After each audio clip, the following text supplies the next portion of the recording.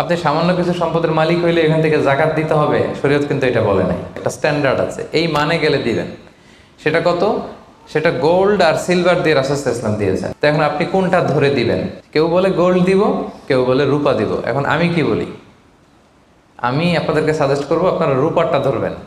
অল্প আসুক না, ধরেন আপনার 1000 টাকা জাকাত আসছে, তা আপনি যদি 1000 টাকা জাকাত দেন, এটা আপনার হৃদয়ে একটা প্রশান্তির কারণ হবে না যে আমি সম্মানিত জাকাত দাতা, আলহামদুলিল্লাহ। এবং এত বড় একটা ফরজ ইবাদতের লিস্টে যে আপনি ঢুকতে পারছেন, এটাও তো কম কিসে, কি বলেন? জাকাত ফরজ হওয়ার শর্ত আছে, এই শর্তগুলো আমরা শুনব। 5টা শর্ত। প্রাইমারি শর্ত হচ্ছে নেসাব পরিমাণ সম্পদের মালিক হওয়া, আর এটা হাওলানিল হাওল, 1 বছর থাকা। এগুলো হচ্ছে প্রাইমারি শর্ত। আরও 3টা সেকেন্ডারি শর্ত হচ্ছে আল মিলকিয়া, পূর্ণ ওনারশিপ থাকা, আর জিয়াদা, এটা আপনার অতিরিক্ত টাকা এটা হওয়া, আর হচ্ছে আদামুদ্দুয়ুন, ঋণ না থাকা। এই 5টা শর্ত আমি ব্যাখ্যা করলে আপনি বুঝবেন। 1 নম্বর হচ্ছে নিসাব পরিমাণ সম্পদের মালিক হওয়া। আপনি সামান্য কিছু সম্পদের মালিক হইলে এখান থেকে জাকাত দিতে হবে, শরীয়ত কিন্তু এটা বলে নাই। সুবহানাল্লাহ। আপনি জাকাতের নিয়ম শুনলে দেখবেন যে ইসলাম কতটা ব্যালেন্সড। একটা থ্রেশহোল্ড আছে, একটা স্ট্যান্ডার্ড আছে, এই মানে গেলে দিবেন। সেটা কত? সেটা গোল্ড আর সিলভার দিয়ে রাসূল সাল্লাল্লাহু আলাইহি ওয়াসাল্লাম দিয়েছেন। কারণ তখন গোল্ড আর সিলভারের কয়েন ছিল, মুদ্রা ছিল। আগে কিন্তু সোনা আর রূপা দিয়েই মুদ্রা বানানো হতো, পরে এটা পেপার মানি শুরু হয়েছে, কাগজের টাকা। তো একটা হচ্ছে দিনার আর একটা দিরহাম। তো রাসূল সাল্লাল্লাহু আলাইহি ওয়াসাল্লাম যে থ্রেশহোল্ড বেঁধে দিয়েছেন সেটা হচ্ছে 7.5 তোলা স্বর্ণ বা 52.5 তোলা রূপা। আই রিপিট, এটা সবাই জানেন আশা করি, যে 7.5 তোলা স্বর্ণ আর 52.5 তোলা রূপা। আধুনিক সময়ে গ্রাম দিয়ে দোকানদাররা হিসাব করে, তো গ্রাম দিয়ে যদি আপনি বুঝেন তাহলে 85 গ্রাম স্বর্ণ অথবা 595 গ্রাম রূপা, এটা হচ্ছে থ্রেশহোল্ড নিসাব, অথবা এর সমপরিমাণ অর্থ, ক্যাশ টাকা যদি আপনার কাছে থাকে, তাহলে আপনি নিসাবের মালিক হয়েছেন। যেদিন আপনি এই নিসাবের মালিক হবেন, ওই দিনটা আপনি ডায়েরিতে টুকে রাখবেন। কারণ এটা যদি 1 বছর আপনার কাছে এরকম থাকে, 1 বছর পরে যে আপনি জাকাত দিবেন, কিভাবে দিবেন আমি সামনে বলবো। তো এই নেসাব নিয়ে একটা প্রবলেম আছে। প্রবলেমটা হচ্ছে 7.5 তোলা স্বর্ণ আর 52.5 তোলা রূপার দাম কিন্তু এক না। 52.5 তোলা রূপার দাম খুব কম, আর 7.5 তোলা স্বর্ণের দাম অনেক বেশি। এটা হইল একটাই কম আর একটা বেশি। ঘটনা হচ্ছে রাসূল সাল্লাল্লাহু আলাইহি ওয়াসাল্লাম যখন এই থ্রেশহোল্ডটা বেঁধে দিয়েছিলেন নিসাবটা, তখন দুইটার মান সমান ছিল। তখন 7.5 তোলা স্বর্ণ দিয়ে 52.5 তোলার মতো রূপা পাওয়া যেত, অথবা কেউ 52.5 তোলা রূপা বিক্রি করলে 7.5 তোলা স্বর্ণ পেত। কিন্তু পরে সিলভার ফল করতে শুরু করলো, ফল করতে করতে আজকে এই অবস্থা। গোল্ড আবার খুব একটা ফল করে নাই, ফলে গোল্ডের স্টেবিলিটিটা এখনো রয়ে গিয়েছে। তো এখন আপনি কোনটা ধরে দিবেন জাকাতটা? যদি আপনি রূপা ধরেন, কথার কথা, রূপা যদি এই 1 ভরির দাম 1000 টাকা হয়, তাহলে 52.5 ভরির দাম কত? 52,500 টাকা। কিন্তু স্বর্ণ যদি আপনি হিসাব করেন, 1 ভরি যদি 50,000 হয়, 7.5 ভরি কত? 3.5 লাখ প্লাস, তাহলে প্রায় 7 গুণ কম বেশি, তাই না? এটা নিয়েই হয়ে গেছে জটিলতা। তো এখন আপনি কোনটা ধরে দিবেন? অনেকে বলে না গোল্ড দিব, কারণ গোল্ড ফল করে নাই, এটার যে স্ট্যান্ডার্ড এটা এখনো বজায় আছে। এটা নিয়ে অনেক আলোচনা, আমি খুব সংক্ষেপে বলি। কেউ বলে গোল্ড দিব, কেউ বলে রূপা দিব। এখন আমি কি বলি? আমি আপনাদেরকে সাজেস্ট করবো আপনারা রূপারটা ধরবেন। রূপারটা ধরলে কি লাভ হবে জানেন? 2 দিকেই লাভ, আপনারও লাভ, যিনি নিবে আরও লাভ। রূপারটা ধরলে বেশি সংখ্যক লোক জাকাত দান করতে হবে, তাই না? আর বেশি সংখ্যক গরিব লোকও টাকা পাবে, কি বলেন? তো 2 পক্ষে লাভ হইল না। এখন প্রশ্ন করতে পারেন, হুজুর ও পাইছে ওর লাভ, আমার লাভ কি? আপনার তো সবচেয়ে বড় লাভ, আপনি তো সওয়াব পাবেন আখিরাতে। এটা আমাদের বেশি দরকার না? কি বলেন? যিনি গ্রহীতা উনি পেয়ে লাভ, তার লাভ হইল, আর যিনি দাতা তিনি সওয়াব পেয়ে লাভবান হইলেন, তিনি সম্মানিত জাকাত দাতা হইলেন। অল্প আসুক না, ধরেন আপনার 1000 টাকা জাকাত আসছে, তা আপনি যদি 1000 টাকা জাকাত দেন, এটা আপনার হৃদয়ে একটা প্রশান্তির কারণ হবে না যে আমি সম্মানিত জাকাত দাতা, আলহামদুলিল্লাহ, আই এম এ জাকাত পেয়ার। এবং এত বড় একটা ফরজ ইবাদতের লিস্টে যে আপনি ঢুকতে পারছেন, এটাও তো কম কিসে, কি বলেন? এজন্য স্বর্ণেরটা না ধরে রূপারটা ধরবেন। আপনাদের যে টাকা পয়সা, আপনাদের তো হীরা দিয়ে করা দরকার আপনাদের নেশা। এনিওয়ে, তো এজন্য আপনারা রূপারটা ধরবেন, তাহলে লোকজন উপকৃত হবে বেশি, সম্মানিত ভাই এবং বোনেরা। তাহলে 5টা শর্তের প্রথমটা তো বুঝে গেছেন, নিসাব। কি বলেন? নিসাব বুঝে গেছেন না? 2 নম্বর শর্ত হচ্ছে শুধু এই নেশাব পরিমাণ সম্পদের মালিক হইলেই হবে না ভাইরা, এটাকে হাল আনিল হাউল বলে, মানে 1 বছর আপনার কাছে থাকতে হবে। দেখেন ইসলাম কতটা ভারসাম্যপূর্ণ। কিছু টাকা আপনার কাছে থাকলে এই জাকাত দাও না, এটা 1 বছর থাকতে হবে। যদি দেখা যায় যে আপনার সব খরচ শেষে 1 বছর এই টাকাটা আপনার কাছে অলস পড়ে আছে, তাহলে বোঝা গেল যে আপনি সম্পদশালী এবং আপনার অর্থের একটা স্টেবিলিটি আছে। কি বলেন? তাহলে আপনি নেশাব পরিমাণ সম্পদের মালিক হলেন এবং 1 বছর যদি থাকে, 1 বছর শেষে আপনি জাকাত দিবেন। এই বছরটা কিন্তু সৌর বছর না, সোলার ইয়ারে হিসাব করলে হবে না, এটা লুনার ইয়ারে, চান্দ্র বৎসরে।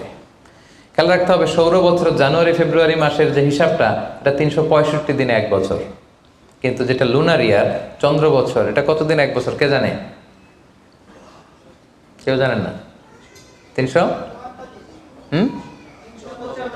হ্যাঁ 354 দিন, রাইট। 354 দিন, সামান্য কিছু সময়।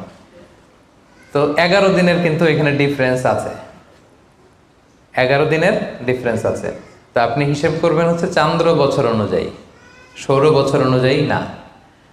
তো সৌর বছর অনুযায়ী যদি করেন তাহলে আপনার জাকাত কিন্তু 2.5% থাকবে না। চান্দ্র বছর অনুযায়ী আপনার 2.5%, সৌর বছর করলে ওইটা 2.58% হয়ে যাবে। একটু বাড়বে না? কারণ কতদিন বেশি? 11 দিন বেশি, পার্সেন্টেজও বেড়ে যাবে। তখন কিন্তু জাকাত আপনার 2.5% থাকবে না, 2.58%। বলার আগে বুঝে যায়, কারণ সব ব্যবসায়ী সারাদিন ক্যালকুলেটর নিয়ে কোত্থেকে শিপমেন্ট হইলো, কত মিলিয়ন গেল, কত মিলিয়ন ঢুকলো, সব মুখস্থ, যেন বলার আগে বুঝে ফেলতেছে চটচট করে, মাশাআল্লাহ। তো তখন আর 2.5% হচ্ছে না, 2.58% হচ্ছে। তাহলে সম্মানিত ভাইরা, আপনি ধরেন, উদাহরণস্বরূপ ধরেন যে আপনি গত রমজানের 20 তারিখে সর্বপ্রথম নিসাব পরিমাণ সম্পদের মালিক হয়েছিলেন। তো তারপরে আপনি খেয়াল করবেন যে দেখি সারা বছর এই পরিমাণ অতিরিক্ত অলস টাকা আমার কাছে পড়ে থাকে কিনা। থাকতে থাকতে থাকতে থাকতে এই রমজানের 20 পর্যন্ত দেখেন যে টাকা ওইটা তো আছে, আরও হয়েছে টাকা।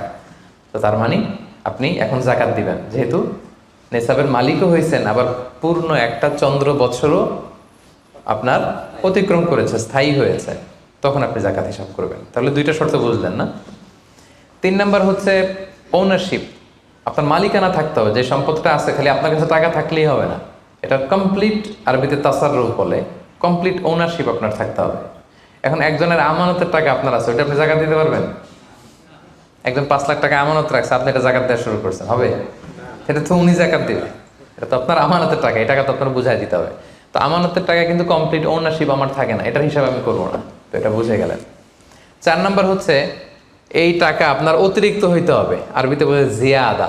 দেখেন ইসলাম কত সুন্দর। ইসলাম বলে আপনার নিজের পার্সোনাল এক্সপেন্সিস, আপনার লিভিং কস্ট, আপনার সব ধরনের অ্যাকোমোডেশন, আপনার ট্রান্সপোর্টেশন এক্সপেন্সিস, আপনার মেডিকেল এক্সপেন্সিস, আপনার বাচ্চার স্কুলিং, আপনার ইয়ারলি ট্রিপ যদি থাকে, এন্টারটেনমেন্ট, ধরেন বছরে আপনি একবার ফ্যামিলি আউটিং করেন, এই খরচটা, যত খরচ আপনার হতে পারে, এই সব খরচ শেষেও কিছু টাকা আপনার থেকে যায়, ইসলাম বলে ওইটার উপরে জাকাত দিবে। সুবহানাল্লাহ। জিয়াদা, অতিরিক্ত হওয়া শর্ত। আপনার লাগে, যদি আপনার এই টাকা লাগে, ওটা তো আপনি ইউজ করবেন। আপনার টাকার ব্যবহারের জন্য সবচেয়ে বেশি হকদার কে? আপনি নিজে। আপনার সব খরচ আলহামদুলিল্লাহ সুন্দরভাবে চলে, এরপরেও নিসাব পরিমাণ টাকা বছরব্যাপী যখন আপনার রয়ে গেল, ইসলাম বলে জাস্ট 2.5%। সুবহানাল্লাহ। তাহলে অতিরিক্ত হইতে হবে। সর্বশেষ শর্ত, 5টা শর্তের সর্বশেষ শর্ত হচ্ছে ঋণ থাকতে পারবে না। ঋণ থাকলে ওইটা জাকাত থেকে বাদ যাবে। ধরেন আপনার আছে 5 লক্ষ, কিন্তু আবার ঋণও আছে 5 লক্ষ, কথার কথা। তো এটা তো আপনি আগে ঋণ দিবেন, আপনি তার জাকাত দিতে পারবেন না। এই কথাটা কি বুঝতে পারছেন? আচ্ছা, ঋণ ভাই 3 ধরনের। কয় ধরনের? 3 ধরনের। একটা হচ্ছে আপনার একবারে পরিশোধ করতে হবে, এরকম ঋণ থাকে না, যে আমি মুরাদ ভাইয়ের কাছ থেকে 1 লক্ষ টাকা নিলাম, আজকে আমার জাকাতের হিসাব করার ডেট, তো 1-2 মাসের মধ্যে টাকাটা দিতে হবে। তো তখন এই যে 1 লক্ষ টাকা উনি পাবে, এই টাকাটা আমি বাদ দিব আমার অন্যান্য অ্যাসেট থেকে। বাদ দিয়ে যদি দেখি যে না, তারপরেও জাকাত হয় দিব, আর না হলে দিব না, কারণ এটা একবারে দিতে হবে। ওনার বলছে যে 1 লক্ষ আমি একবারে দিয়ে দিব আপনাকে 1 মাস পরে, এইভাবে ঋণটা নিয়েছিলাম। তাহলে কিছু কিছু ঋণ আছে একবারে পরিশোধযোগ্য, ওকে, এটা জাকাতের ক্যালকুলেশন থেকে বাদ যাবে। কিভাবে বাদ যাবে আমি ক্যালকুলেশন করে দেখাবো। ঋণের দ্বিতীয় প্রকার হচ্ছে ইনস্টলমেন্টের কিছু ঋণ আছে, কিস্তিতে দেয়া লাগে। লেটস সে আমি 1 কোটি টাকা দিয়ে একটা গাড়ি কিনেছি, BMW গাড়ি, বা 50 লক্ষ টাকা দিয়ে আমি একটা হুন্ডা গাড়ি কিনেছি, 50 লক্ষ টাকা। তো এটা আমি কিস্তিতে কিনেছি। কিস্তির ঋণ যদি হয় তাহলে আপনি কিন্তু পুরোটা বাদ দিতে পারবেন না, তখন সর্বোচ্চ 12 মাসের কিস্তি বাদ দিতে পারবেন, 12 মান্থসের, তাও এই চন্দ্র মাসের হিসাবে। কারণ জাকাতের হিসাবটা কি 12 মাসের হিসাব, তাই না? এটা একটা ইয়ারলি ক্যালকুলেশন। আপনি পুরোটা যদি একবারে বাদ দেন তাহলে তো আপনার আর জাকাতই দেওয়া লাগবে না। কি বলেন?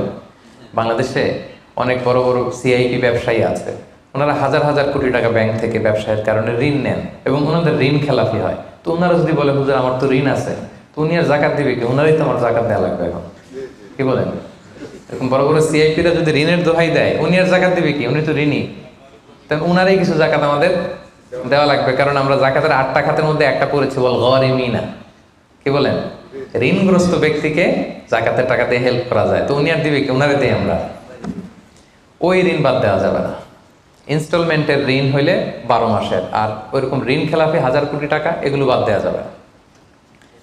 3 নাম্বার ঋণ হচ্ছে লাক্সারি পণ্য কিনতে যে ঋণ হয়, এই ঋণ জাকাত থেকে বাদ দেওয়া যাবে না। বিলাসিতামূলক কিছু যদি আপনি কিনেন, আপনি একটা লাম্বরগিনি কিনলেন 10 কোটি টাকা দিয়ে, এটা আপনি জাকাত থেকে বাদ দিতে পারবেন?